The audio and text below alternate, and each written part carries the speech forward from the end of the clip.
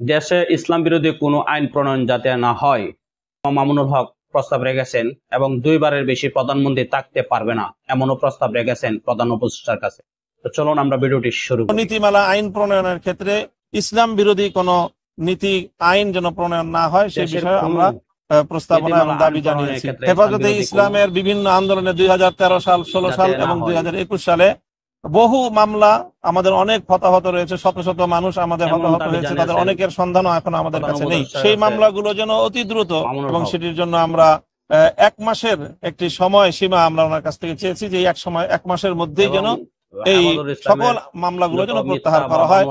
আল্লাহর উপর অবিচল আস্থা এবং বিশ্বাসের যে ধারাটি ছিল সেটি বাতিল করা হয়েছে, সেটিকে যেন আবার পুনর্বহাল করা হয়। আবার যেন সাংবিধানিক সেই কিছুটা সংশোধনী এনে পুনর্বহাল করার আমরা দাবি জানিয়েছি। সেই ক্ষেত্রে 2বারের বেশি কোন প্রধানমন্ত্রী যেন একসাথে পরবর্তীতে যেন তিনি দায়িত্ব পালন করতে না পারেন, সেই প্রস্তাবনা আমাদের পক্ষ থেকে ছিল। আর একটা বড় প্রস্তাবনা ছিল যে আমরা জানি হেফাজতে ইসলামের বিভিন্ন আন্দোলনে 2013 সাল, 16 সাল এবং 2021 সালে বহু মামলা, আমাদের অনেক হতাহত রয়েছে, শত শত মানুষ আমাদের হতাহত হয়েছে, তাদের অনেকের সন্ধানও এখন আমাদের কাছে নেই। আমরা সেই ব্যাপারে সহযোগিতা চেয়েছি, যেন আমাদের সকল শহীদদের এবং নিখোঁজ মানুষদের কোন একটি নিরপেক্ষ সুন্দর একটি প্রতিবেদন যেন আমাদের সামনে আসতে পারে, এবং সকল হত্যাকাণ্ডের যেন বিচারের ব্যবস্থা, বিশেষ করে ট্রাইব্যুনাল গঠন করে হলেও দ্রুত বিচারের ব্যবস্থা, যেন লেন্দি কোনো প্রক্রিয়া যেন না যায়, অতি দ্রুত সেই বিচারের ব্যবস্থায়, বিচারের আওতায় যারা মূলত দায়ী এবং তাদেরকে যারা নির্দেশদাতা, যারা সংশ্লিষ্ট ছিল, তাদের সকলের জন্য বিচারের একটা আয়োজন করা যায়, সে ব্যাপারে আমরা দাবি জানিয়েছি।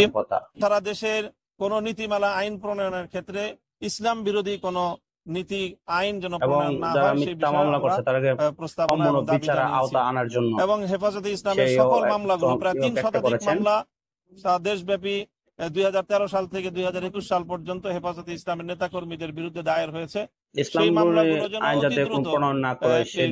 নির্বাহী আদেশের মাধ্যমে এবং আইনি প্রক্রিয়ার মাধ্যমে এটি যেন দ্রুত প্রত্যাহারের ব্যবস্থা হয়, এবং সেটির জন্য আমরা 1 মাসের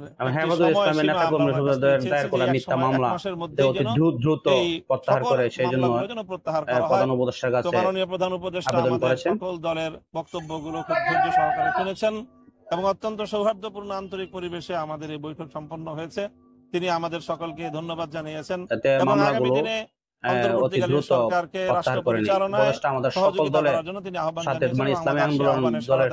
প্রত্যয় ব্যক্ত করেছেন। সেই সাথে তিনি একটি যৌক্তিক সময় নিয়ে সংস্কারগুলো করে তারপরে যেন অযথা কাল বিলম্ব না করে নির্বাচনের আয়োজন করেন, সেই বিষয়টি আমরা বলেছি এবং মাননীয় প্রধান উপদেষ্টাও এই কথার সঙ্গে একমত পোষণ করেছেন যে প্রয়োজনীয় সংস্কারের পর কাল বিলম্ব না করে তারাও নির্বাচনের দিকে চলে যেতেই নির্বাচনের আয়োজন করে, সঠিক সংস্কার করে নির্বাচনের আয়োজন করা, সেদিকে যৌক্তিক সময়টা কতদিনের এই বিষয়ে আমাদের পক্ষ থেকে কোনো বক্তব্য দেওয়া হয়নি এবং সুনির্দিষ্ট কোনো মেয়াদ নিয়ে আমরা আলোচনা করি।